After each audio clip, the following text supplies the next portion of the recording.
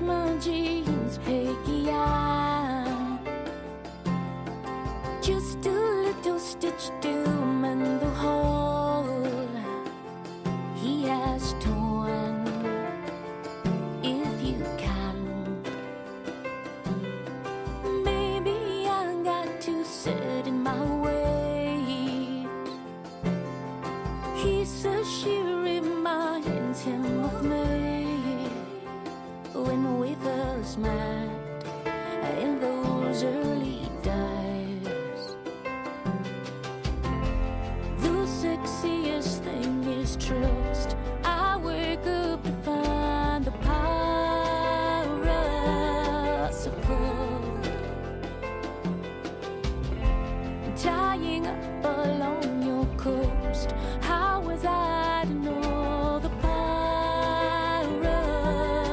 of cold between rubber girls, beneath your firmaments? I worship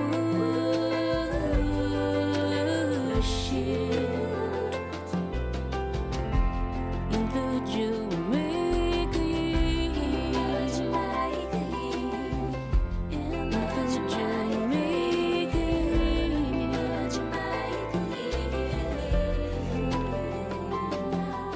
with the gales my little boat was tossed.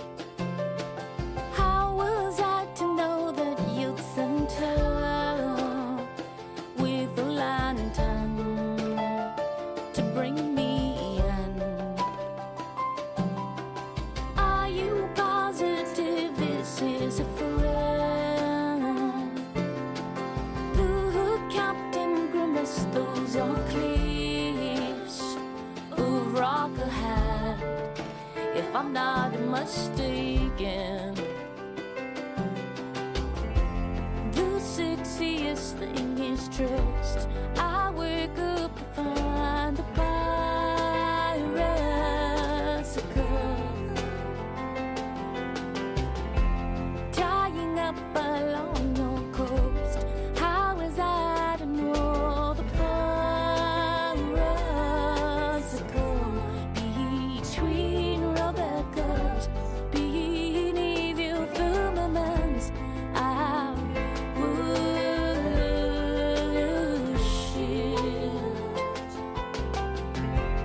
the sexiest thing is trust. I wake up to find the pirates of gold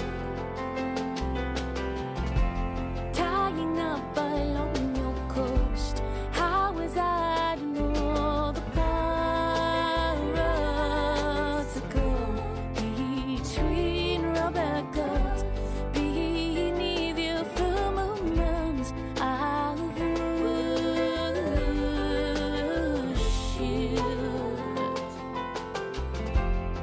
the Jamaica, the Jamaica,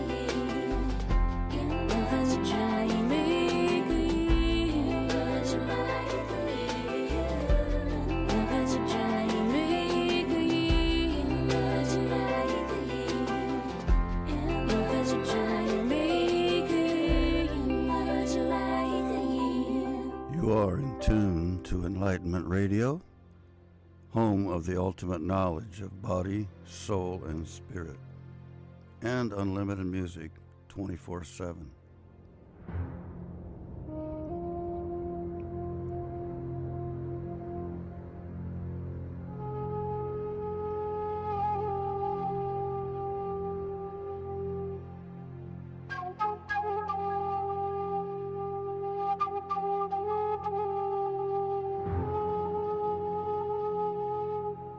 Be sure and visit our website at enlightenment-radio.com. There you can journey through the mystical voyage and also view our schedule of programming. Thank you for listening.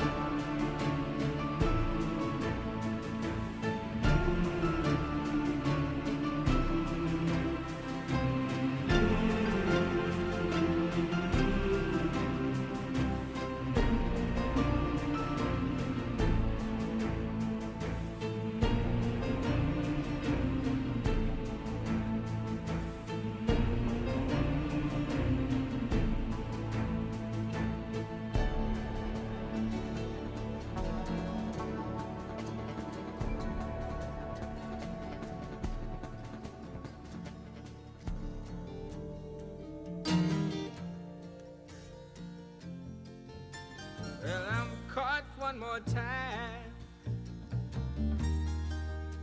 Up on Cypress Avenue.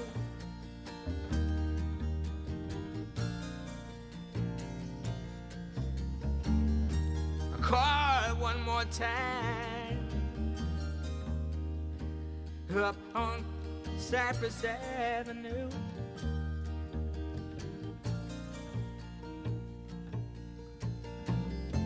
And I'm conquered in a car seat.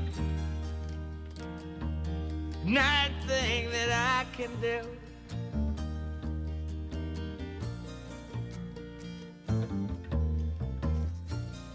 I may go crazy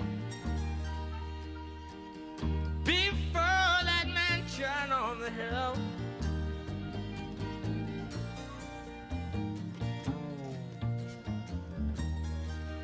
I may go crazy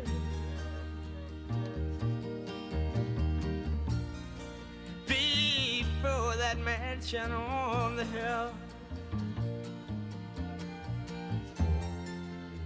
But my heart keeps beating faster.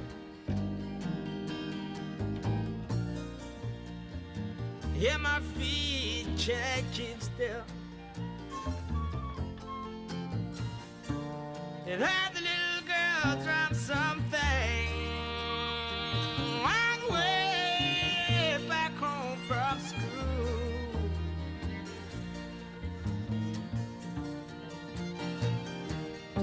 And had the little girl drop something on the way back home from school.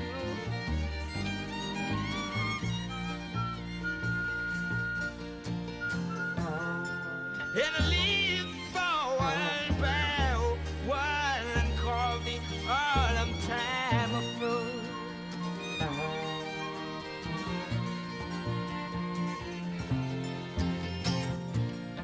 And my tongue gets tied. Every time I try to speak. But the tongue gets tied. Every time I try to speak.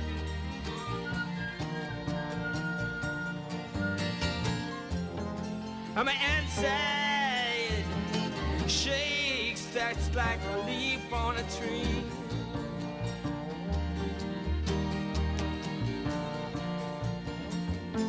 I think I'd go walk by the railroad with my.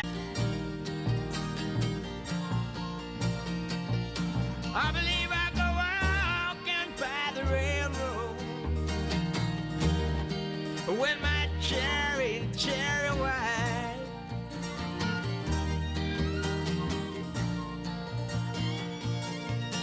If I pass the rumbling station where the lonesome engine drivers pine. Wait a minute, Lord, there come my lady. Rainbow ribbons in her hair. Yeah, come my lady. Rainbow ribbons in her hair.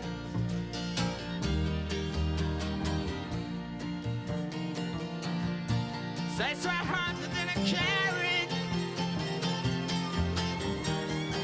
Just return them from the fair. Baby, baby, baby, baby, baby, baby. And I'll call one more time. We're up on Cypress Avenue. Oh, yeah,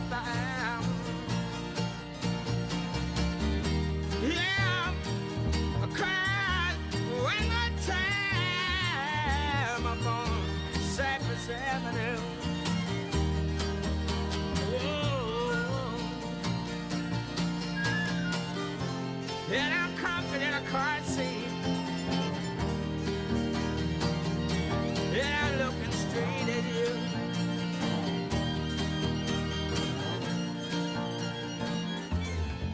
way up on,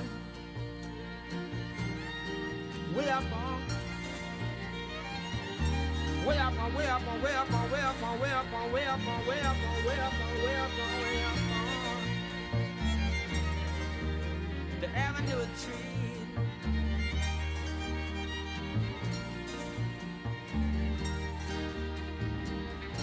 Keep walking down,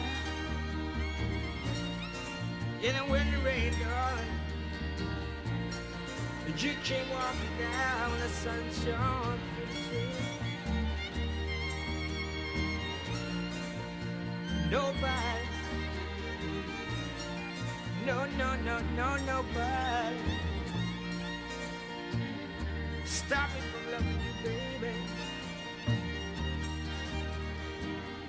So young and bold, 14 years old. Baby, baby, baby, baby, baby, baby, baby, baby, baby, baby, baby. Ooh.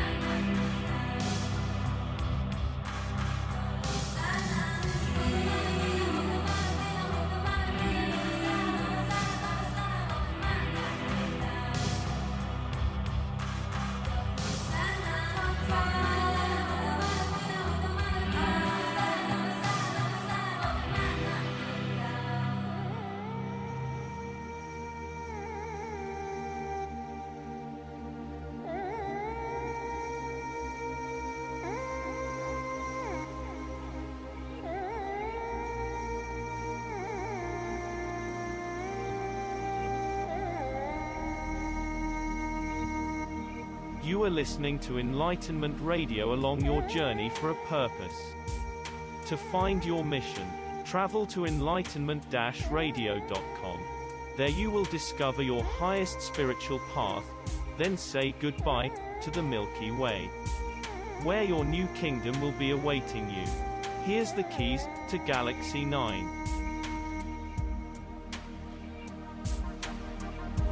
Mission is over.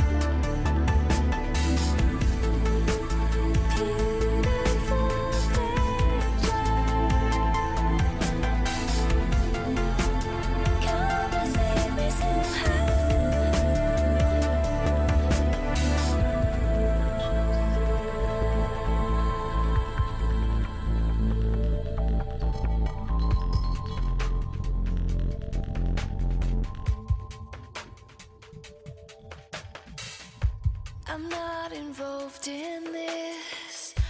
I've just framed your kiss in my mind. My heart is on ice, and if you should break through, there's nothing I won't do. I don't want to land. You're touching me without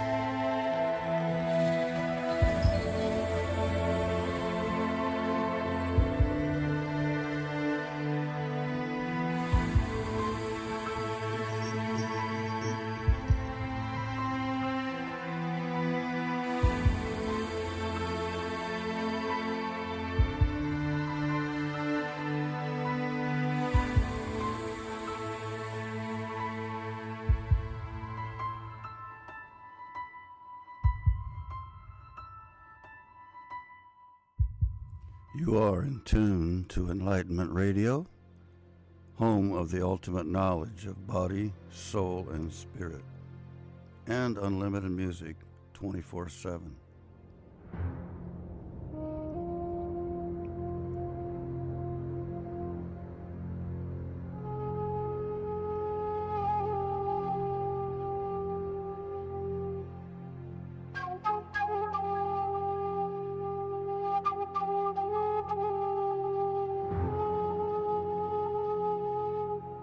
Be sure and visit our website at enlightenment-radio.com. There you can journey through the mystical voyage and also view our schedule of programming. Thank you for listening.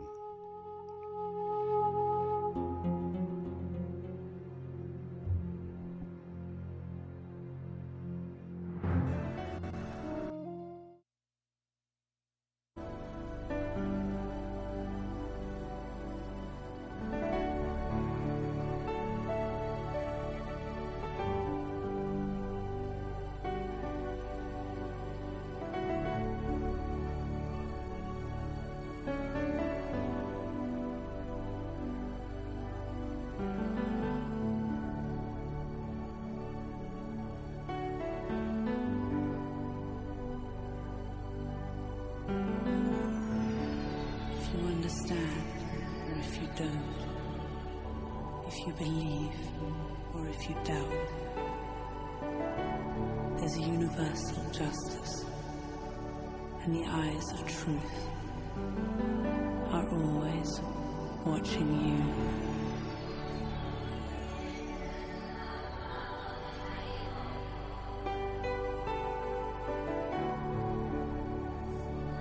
Said Aminaloza, Ale Pravda Zalisetsa Nezminu, Enlightenment Radio, Rupo Vsomu Svidu. Said Vami 24 Godini Musiki, Prami Translasi Talmishtasni Pid de Visan Harista Pid Kas Mishtagnoi Podrozi, Tokacom.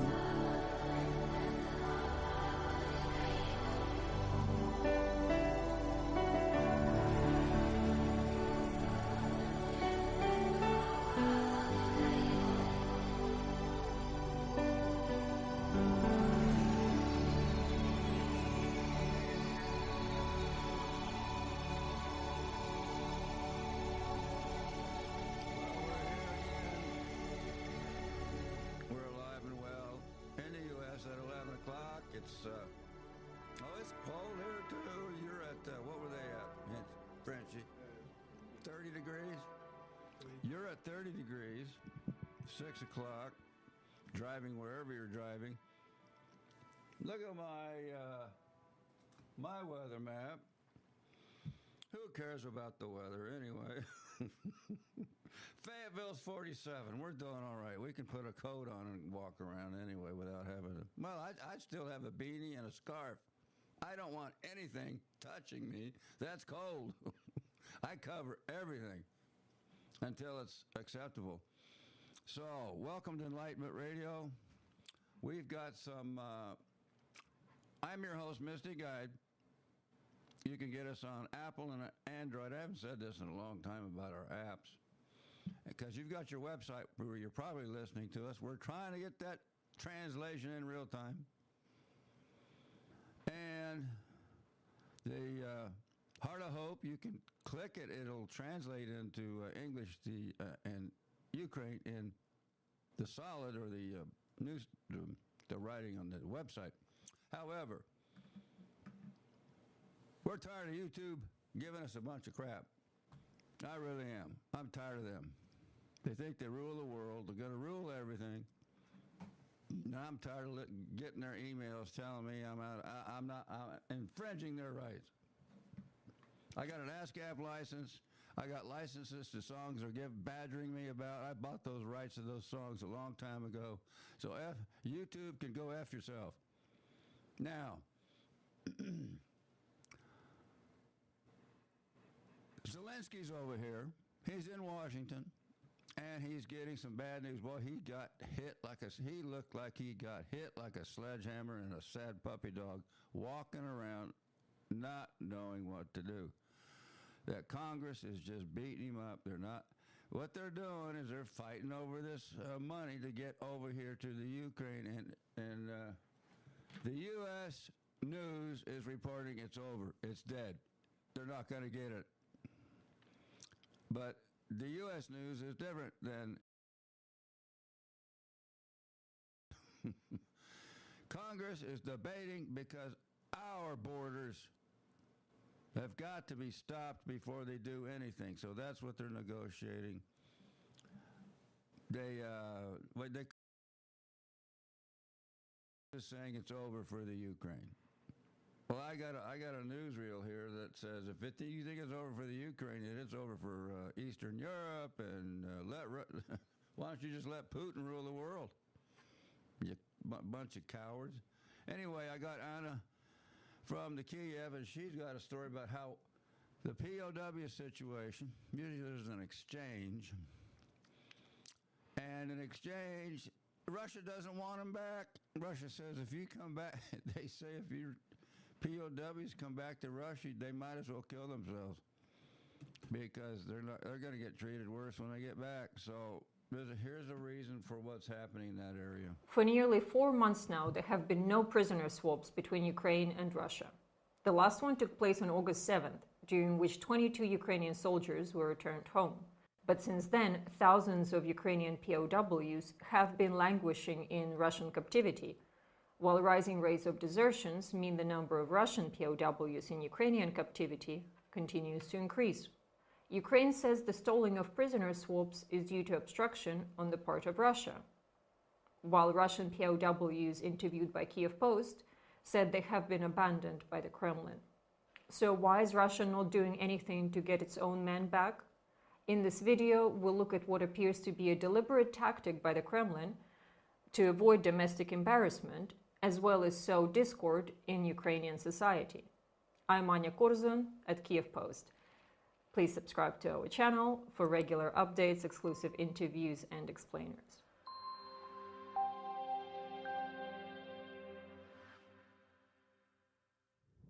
More and more evidence is emerging that going to fight for Russia in Ukraine is a one-way ticket. In a report released this week, it was claimed the Kremlin is forming assault units of disabled soldiers who are being returned to the front lines despite not being fit to fight. The wife of one severely injured soldier said the Kremlin has one goal for such units: to finish off the unfinished ones.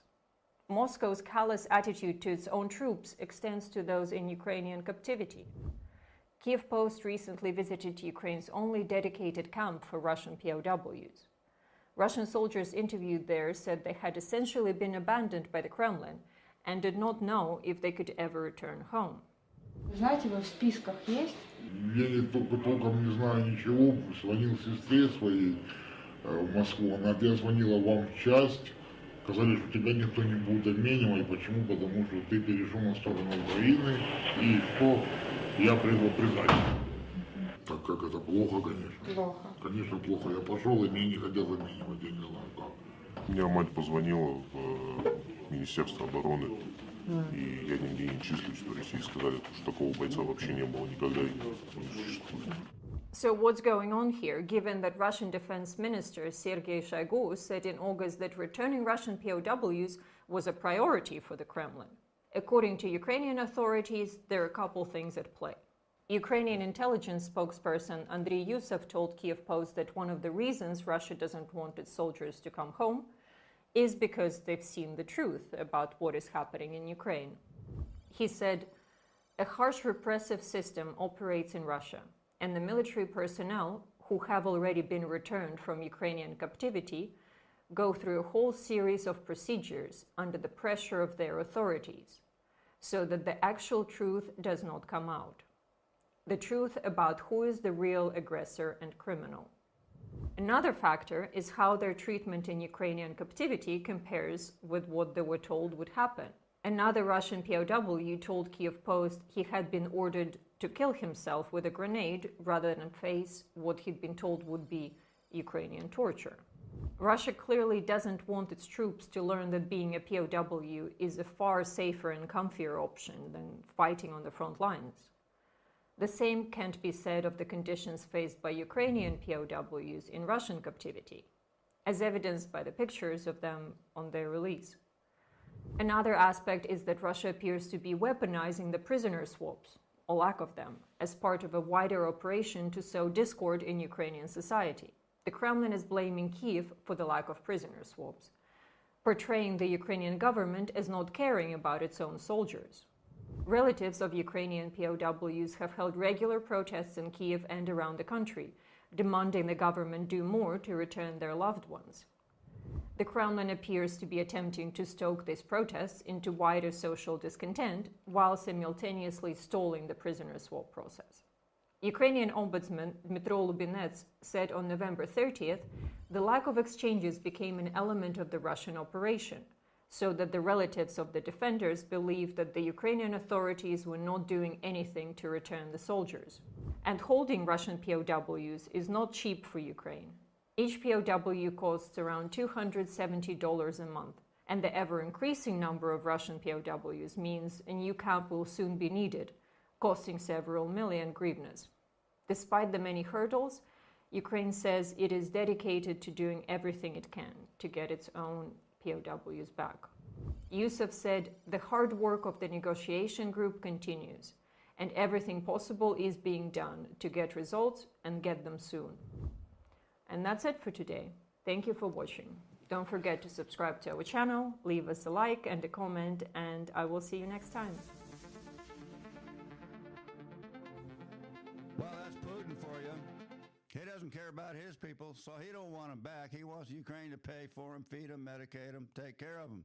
That's what it is. He don't want, and he doesn't want them coming back to Moscow to embarrass him, because some news reporter is going to get a hold of a POW and say, "What's going on over there?" And then they're going to spill the beans that he's losing the war over there. Everywhere in the world thinks Russia's winning, except in the Ukraine. His propaganda machine has got, wait, do I have that? Yes, I do. I'm going to play it toward the end, this propaganda machine of his. That the war, every time he said he could take in Kiev in 2 days, then he had to move the goalposts. Then he had to have all his propaganda apparatus say, well, I don't remember what the second or third or fourth excuse was, but by 6 months later, he had no more excuses. Now he's saying, Our war is with the West and is with NATO, and they are the threat. They are what we are trying to, and they believe him.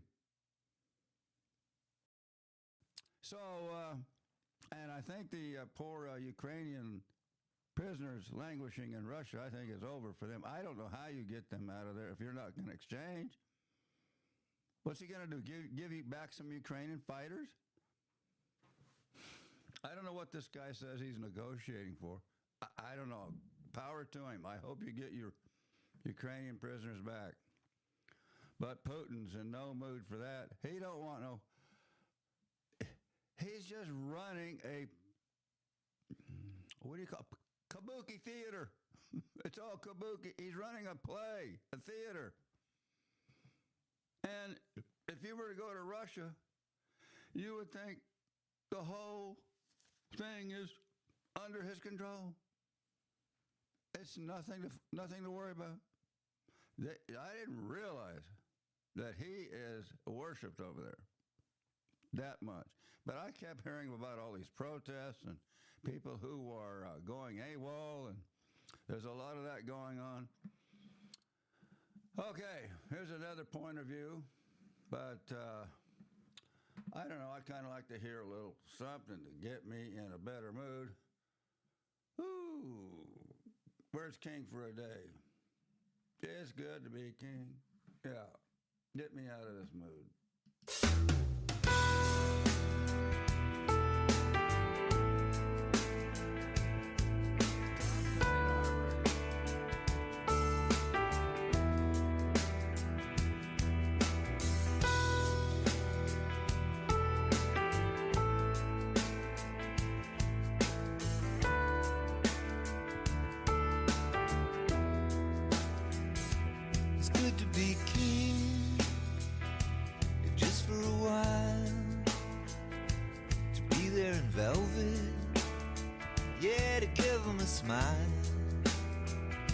It's good to get high and never come down. It's good to be king of your own little town. Yeah, the world would swing. Oh, if I were king.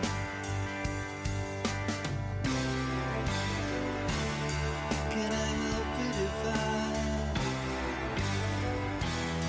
still dream time to time?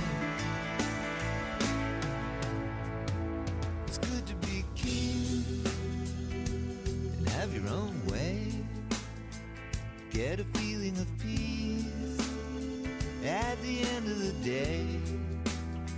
And when your bulldog barks and your canary sings,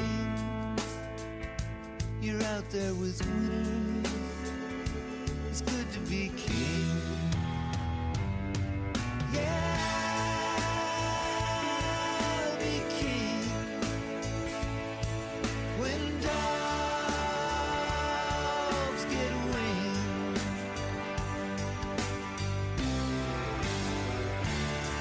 Can I help it if I still dream time to time?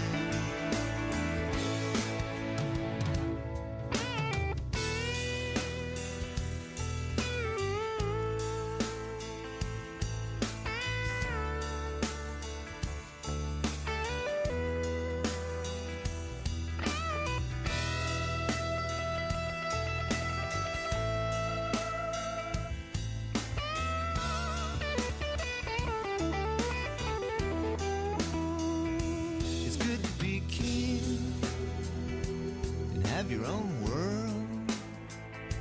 It helps to make friends. It's good to meet girls, a sweet little queen who can't run away. It's good to be king, whatever it pays. Excuse me if I have some place in my mind where I go time to time.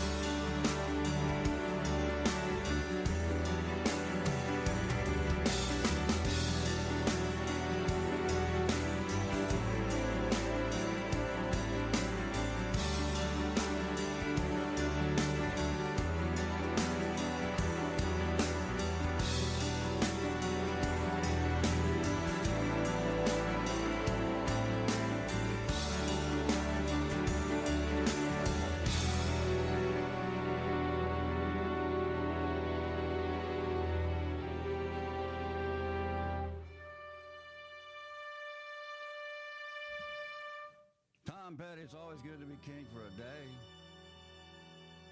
Just a day. I want to know what it's like. And we got our American team here. The American dream also works for this kid.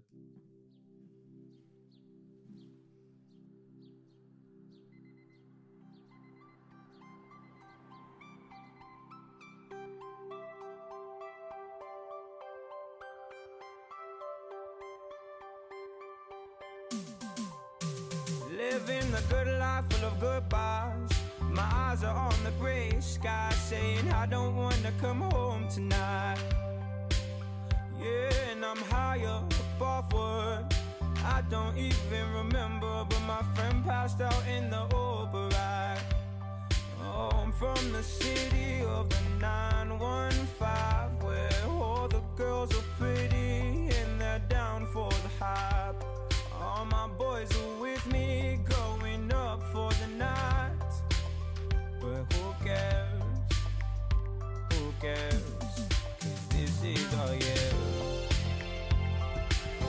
So wake me up in the spring while I'm high off my American dream.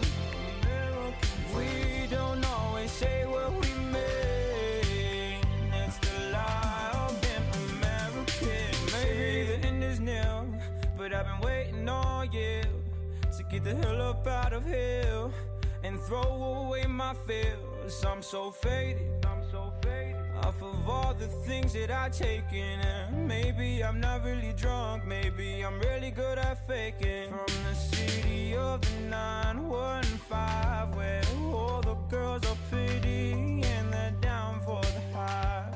And all my boys are with me, going up for the night. But who cares? Who cares? 'Cause this is all year. So wake me up in the spring while I'm high off my American dream. We don't always say what we mean. It's the lie of an American team. My youth is the foundation of me, living life as an American teen. American teen. Oh yeah. We don't always say what we mean when we're high off our American team. My youth is the foundation of me. Oh, I'm proud to be American. So wake me up in the spring while I'm half my American. And we don't know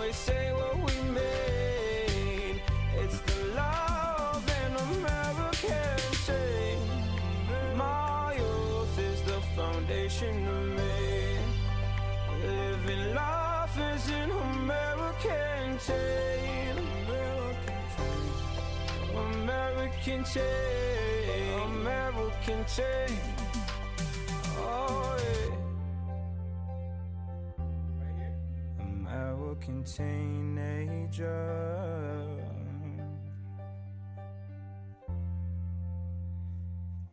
And I'll be living this dream with you. We don't always say what we mean when we're high off our American tea.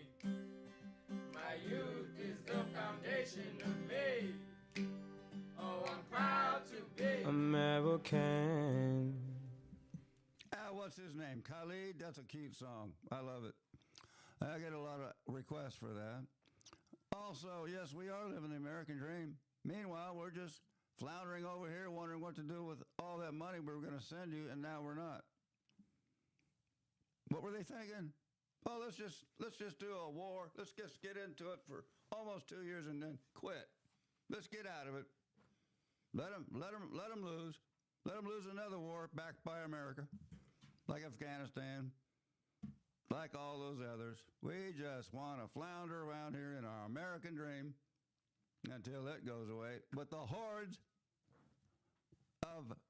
I heard a song yesterday about the death and the horrors of fentanyl in our country. That's what's coming over the border. They're killing us in the hundreds of thousands. They don't see this slow death they're putting in our veins in our country, in our highways, in our teenagers. So much for the American dream. Okay, we got another little spot here. This guy's got a different point of view on what's happening with Russia. General Hodges, thank you very much for being here. Good to see you on TV Rain again. First of all, there are bad news coming from the front, bad news for Ukraine. What do you see as a main reason for the failure of the counteroffensive, if the counteroffensive has failed, actually? Well, two things. First of all, Ukraine has not failed. What kind of question is that? She's behind the times. The counteroffensive did not fail. It was a great success. I don't know what he's talking about. I think we in the West have failed. We failed to commit strategically to Ukraine winning, and therefore we have failed to deliver those capabilities that Ukraine needs and has expected that would enable the counteroffensive to be successful. And I'm talking specifically about long-range precision weapons that would be effective at making Crimea untenable for Russian forces, for example. But also just the psychological aspect. We have not said we want Ukraine to win.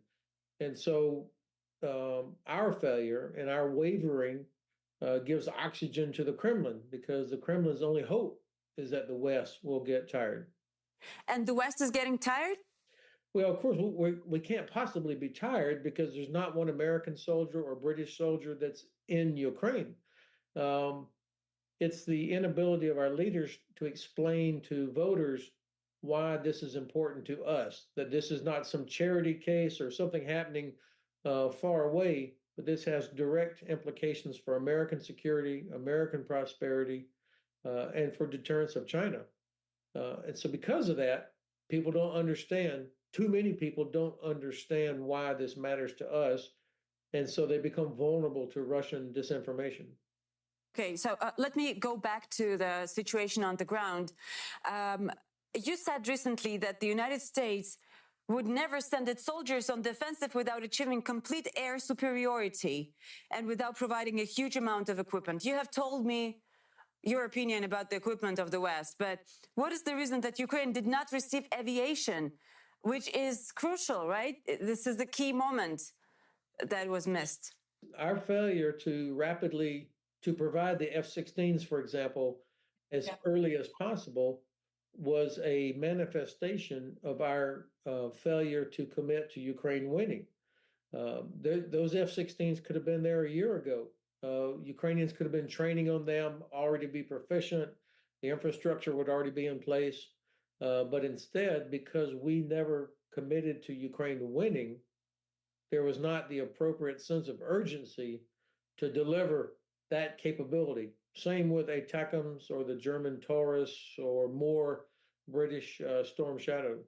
Was it a mistake? Because I have read, as a lot of people did, maybe you did too, a huge article of Washington Post, which has actually tried to analyze what the mistakes were made during the counteroffensive. One of these mistakes, as they put it, is several directions of the counteroffensive. Would you agree that this was a mistake, that the main part of the attack should have been one direction? Well, first of all, I was disgusted with those articles, not because they were poor journalism, but because this sounded to me like some in Washington, D.C. were trying to make excuses for why things had gone not the way we had hoped. And so I really was unhappy with what I heard coming from the Pentagon and from the White House.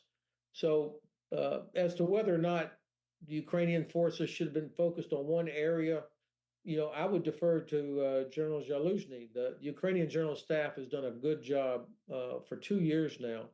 And I think that the arguing over whether or not there should have been one axis or two or three or whatever, that is a mask, or that masks the real issue, in that Ukraine did not have the capabilities it needed, and yet we expected. So whether they were all focused on one axis or two or three doesn't change the fact that we did not provide the breaching capabilities, the air power, and the long-range weapons that would have made any ground offensive more successful. Now, keep in mind that Ukrainian armed forces are conducting what we call multi-domain operations. So it's not just land, it's also air, sea, cyber, space. And I think if you ask the commander of the Russian Black Sea Fleet how their counteroffensive is going, I think he would say it's going very well for Ukraine. He's had to relocate 1/3 of his fleet out of Sevastopol because of what Ukrainian armed forces have accomplished. Yeah, but it doesn't change the situation crucially, right? What we can see right now on the ground is Avdiivka, and there are very hard, complicated, difficult battles near Avdiivka. Will there be a breakthrough for Russian army, in your opinion, at that direction? What to expect, in your opinion? The Russians' only hope is that the West gives up. I mean, this continuous pressure for negotiations. Come on, let Russia have Crimea for the sake of peace. This is oxygen for the Kremlin. They can see that their strategy of a long war of attrition can work. And because they don't care how many of their own soldiers they lose, they're willing to just keep the pressure on places like Avdiivka. But what I do not see the possibility of a breakthrough where Russian mobile forces could somehow break through and then keep moving towards Kharkiv or Kyiv or other major Ukrainian population centers. I just don't see that capability. Of course, if Ukrainian forces run out of ammunition, that becomes a more dangerous situation. But I think that the Russian objective is really just about attrition and wearing down our will, as well as Ukrainian forces. So you're saying that there's not going to be a breakthrough from the Russian side, and obviously it's not going to happen from Ukrainian side. Does it mean that we will witness stalemate, frozen conflict, whatever you call it, during indefinite amount of years, maybe? How do you see the prospects? Of course, I don't know. I don't think that the Russians have, at least not now, enough mobile armored forces that could effectively penetrate Ukrainian lines in depth. There will be local successes probably in some places, just like Ukrainian forces achieved local successes in some places. But look, Russia is having to use artillery ammunition from North Korea. And my guess is that probably a half to 1/3 of that ammunition is not reliable. It's dangerous for the Russian artillery. And so the Russians also have logistics problems. I would hate to be a Russian soldier sitting in a trench because the logistics system is not going to deliver to those Russian soldiers what they need during the winter. And their leadership absolutely does not care how much they suffer. So I'm not prepared to say that Russia is going to win or is going to eventually break through. We know from history that war is a test of will.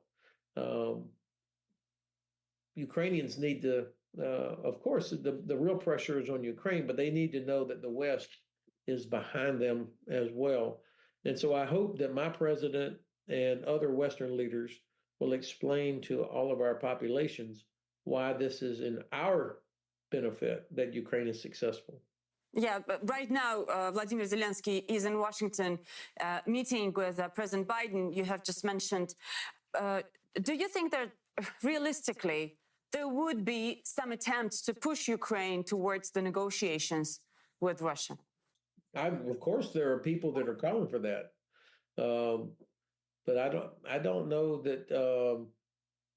I mean, whenever somebody talks to me about Ukraine should negotiate, I would always ask, well, what do you think will happen after any negotiation? Let's just say, for the sake of argument, that Ukraine agreed and there was negotiation and Russia was allowed to keep whatever it has now.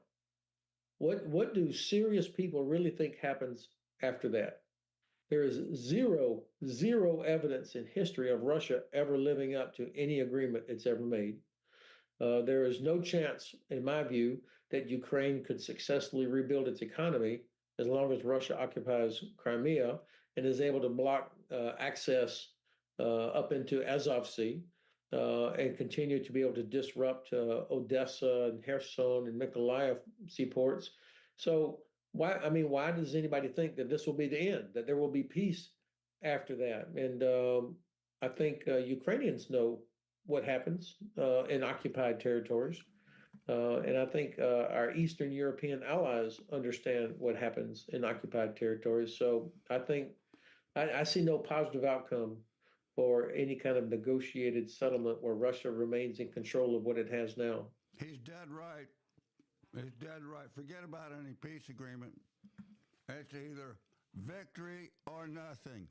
Take back Ukraine or nothing. Embarrass the hell out of Putin. You are in tune to Enlightenment Radio, home of the ultimate knowledge of body, soul, and spirit, and unlimited music 24/7.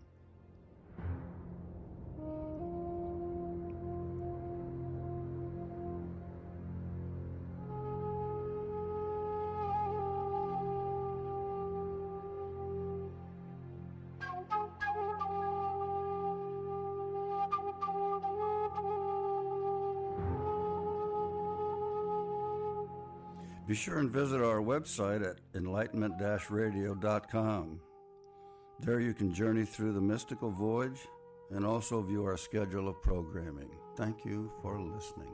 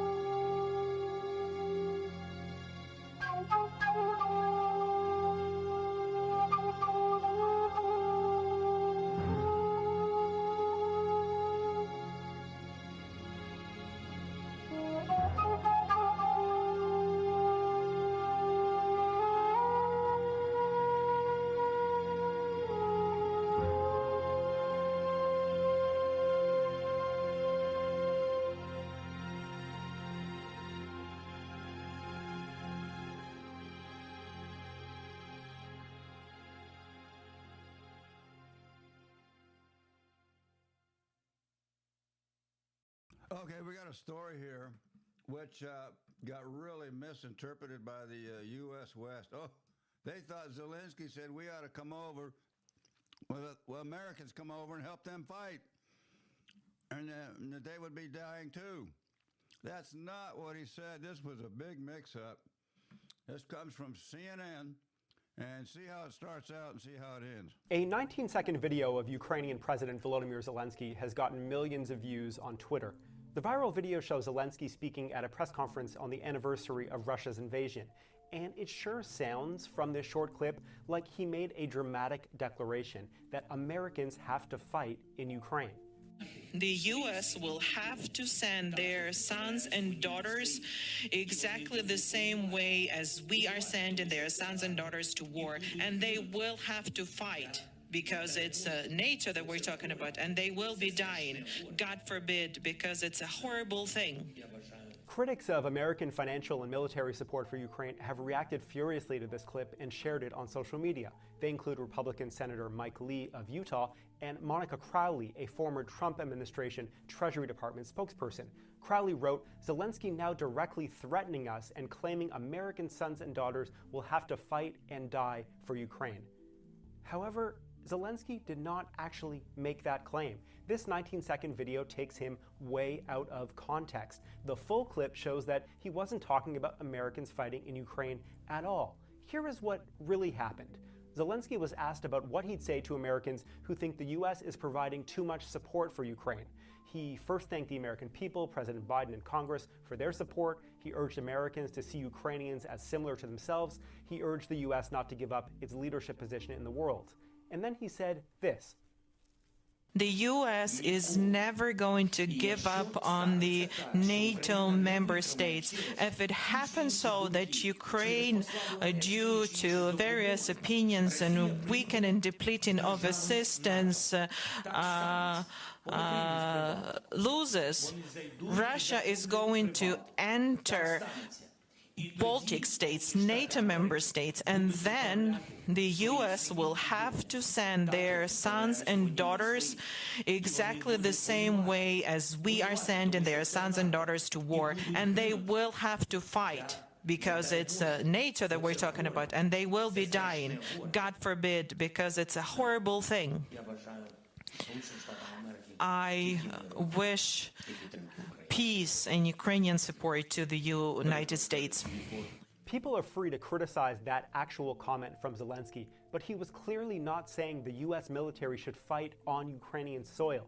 He was saying the U.S. would have to fight in other countries, NATO countries the U.S. has formally committed to help defend if Russia invaded those countries later. So, as always, when you come across a sensational but short clip on social media, it's always a good idea to look for the extended footage. That is so true. These sound bites try to get you to click, and then when you click it, it's not what it says, does it? You can't find that same content. War is war.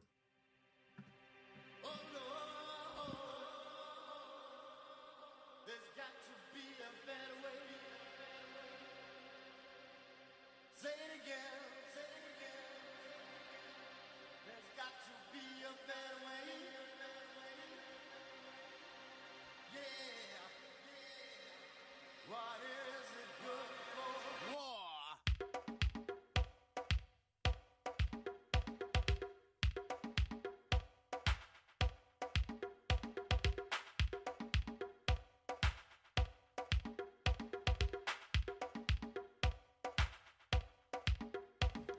War ain't nothing but a heartache.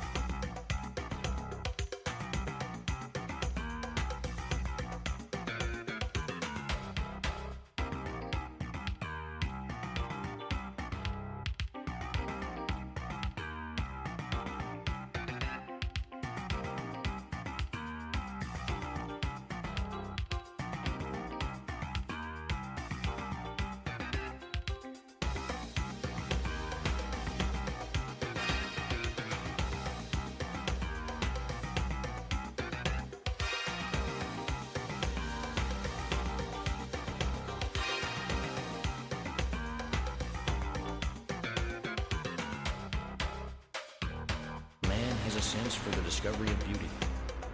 How rich is the world for one who makes use of this discovery. Beauty must have power over man.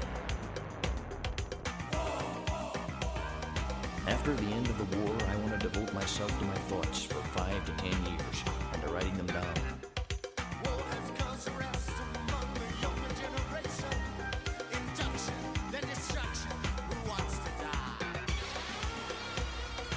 Wars come and go. What remains are only the values of culture.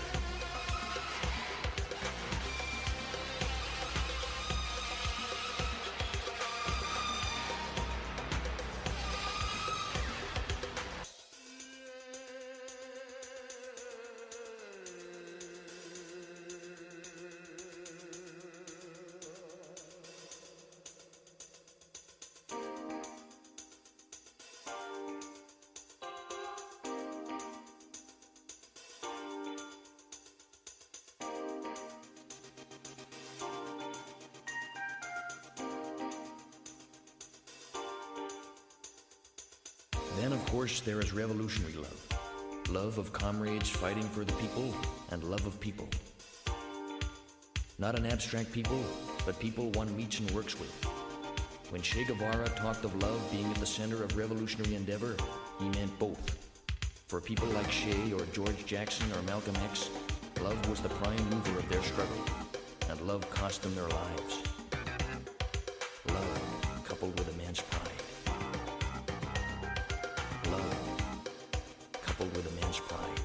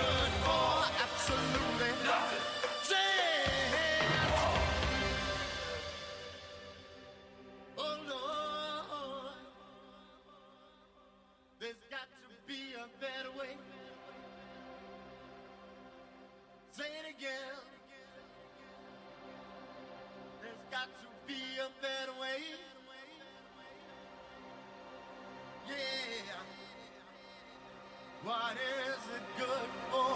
War! Yeah. What is it good for?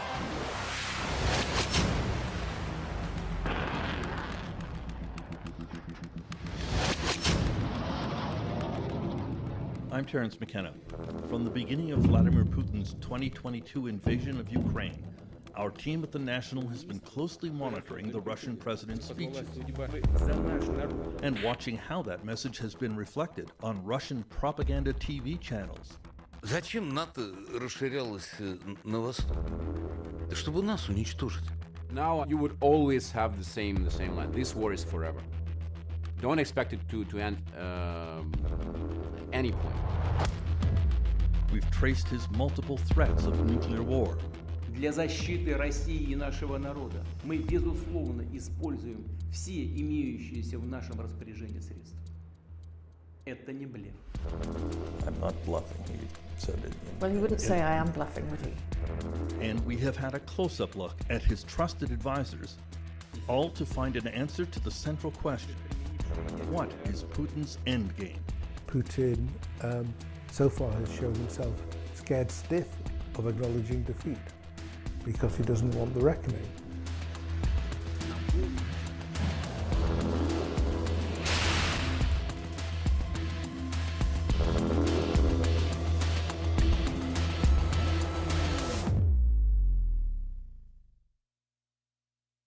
Федерации Владимир Владимирович Путин. 4 years before his invasion of Ukraine, Vladimir Putin famously bragged that if he wanted to, his army could take the capital, Kyiv, in a matter of weeks or even days. Воронежская область, советник генерального. That assertion was repeated endlessly on Russian propaganda TV channels. Понимали, что в горячей войне мы Украину победим за 2 дня. И Киев будет взят так быстро? 1,5-3 дня. 2 дня, а потом падение города. When the Russians finally invaded last February, soldiers in the invasion force were indeed assured that they would only be in Ukraine for a couple of days. Things didn't quite turn out that way. The Russian tanks were stopped in their tracks before reaching Kyiv. And the war has dragged on for over a year. That has required a change in the message from the Russian propaganda channels, especially from Putin's most loyal supporters, Vladimir Solovyov and RT channel head Margarita Simonyan. И мы воюем вот с этой сволочью. Местные нацисты всегда нацисты. Специальной военной операции. In the early days of the invasion, viewers were told the army was going to wipe out a small band of Nazis that were controlling the Ukraine government. Потому что в них этот нацизм сидит, как герпес. Now, to justify why the war is taking longer, the TV channels explain that Russia is fighting not a small band of Ukrainian Nazis, but the NATO alliance and the entire Western world. Мы никак не можем понять, что это война, в которой ставится цель уничтожения нас. Зачем НАТО расширялось на восток? Да чтобы нас уничтожить. Мы воюем с НАТО. Это не Украина, это НАТО. Это все их мощности, которые сейчас против нас. As always, the TV channels are magnifying the themes established by Vladimir Putin himself. НАТО осуществляет разведку по всему югу России. В Вашингтоне, Лондоне, Брюсселе прямо подталкивают Киев к переносу военных действий на нашу территорию. Luke Harding was the Russia correspondent for The Guardian newspaper and has now written a book called Invasion about the war in Ukraine. Propaganda works. We seem to have forgotten that. We seem to think that propaganda is something from the 20th century. Actually now, propaganda is more sophisticated, more multifarious, more kind of micro-focused than it's ever been. And Putin controls TV, which is, and has done for a long time, which is the main source of information for Russians. They are told they're fighting valiantly, not against Ukraine, but against NATO, against black American snipers, against evil Canadians. And people believe it. They believe it. Airport. To see how the Putin message is playing in the poorer rural areas of Russia, which are overrepresented in the armed forces, we once again turn to Daniel Orion of the 1420 YouTube channel that does street interviews with ordinary Russians. A few months ago, we saw him in Moscow. Я не буду отвечать на этот вопрос. This time he went to Yadrin, a village 600 kilometers east of the capital, where support for Putin is strong. Look at this. This is the whole street. I grew up right here, you see. You just need to turn on TV and you will get it. You will see what they have in their minds. Путин правильно поступает. Поддержите, да? Да, поддерживаю. Надо Киев захватить тоже полностью. Всю Украину, чтобы наша была. Не Украина, а Россия. Страна турков. Сейчас меня посадят, заберут. Забирайтесь к вами. Я уже старый человек. В общем, мы недовольны властью. Some lady said, we are dissatisfied with the authorities. But she definitely didn't mean that she is dissatisfied with Putin. They think that it's governors, it's someone else, but Putin is like a king. People in Great Britain, they will never say that king is to blame for everything.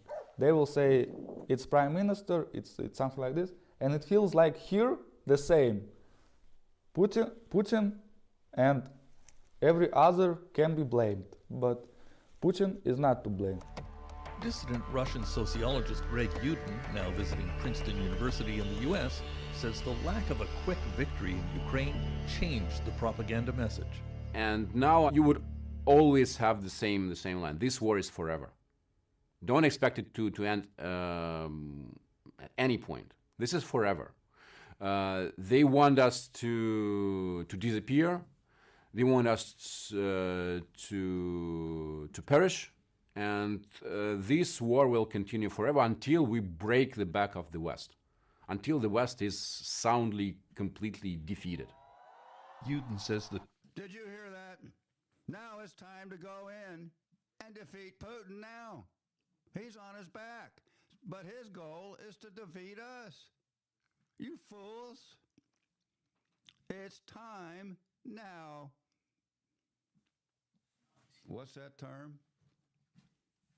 Something cut bait. Or do it. Poop or get off the pot, Biden. Oh, he's on the pot. My bad. I didn't mean to disturb you there. Oh, no, Biden. My bad. So that's what it says. That's what that guy, the socialist, concluded. This war is never going to end. Putin's not going to give up unless we make him. He's not going to give up unless we force him. And we can do it. I don't care if we have to send American jet fighters in there. It'll take him 2 days to wipe his ass out. Okay? So the cycle's just over and over and over with this Putin. He's got to go. The wheel just keeps turning as long as he's in the world.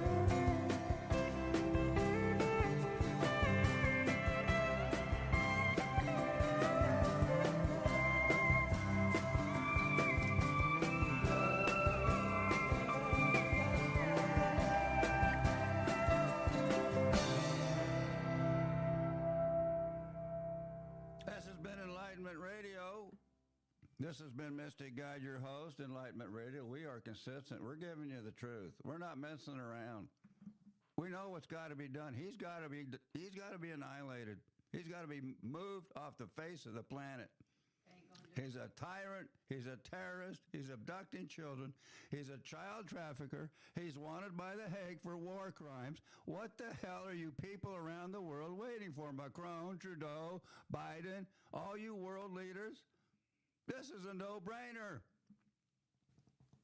Congress, you're a bunch of cowards. This man is a paper tiger. He can't fight his way out of a wet paper bag. You've seen that. Bye-bye. This is Enlightenment Radio, signing off with my final word. See you.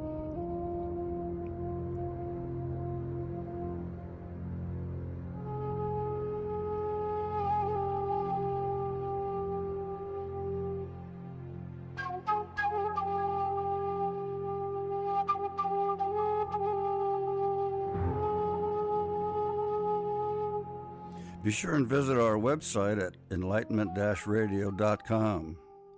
There you can journey through the mystical voyage and also view our schedule of programming. Thank you for listening.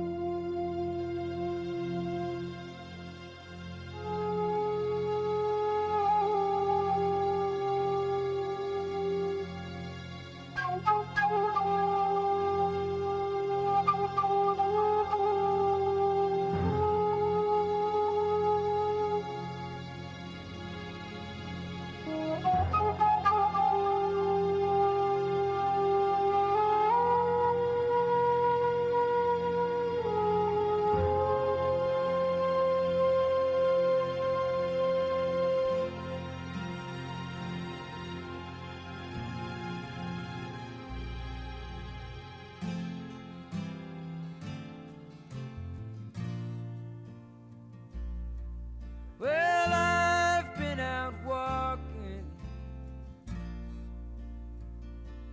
I don't do that much talking these days. These days.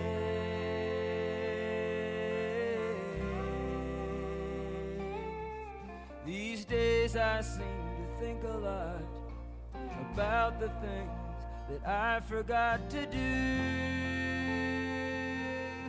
for you, and all the times I had the chance to.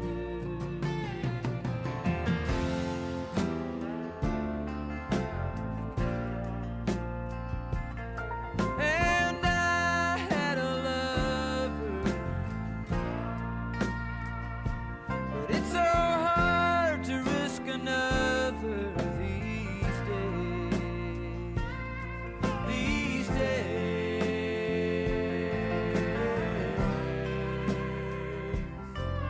Now if I seem to be afraid to live the life that I have made in song,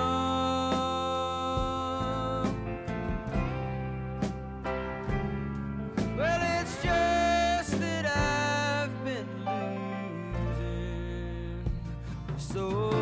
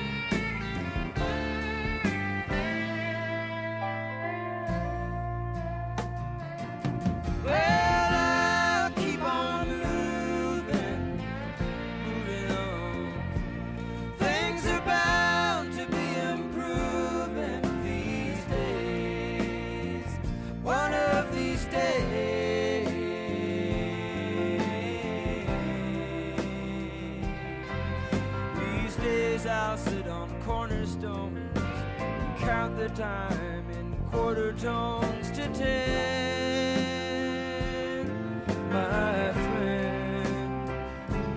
Don't confront me with my failures. I had not forgotten them.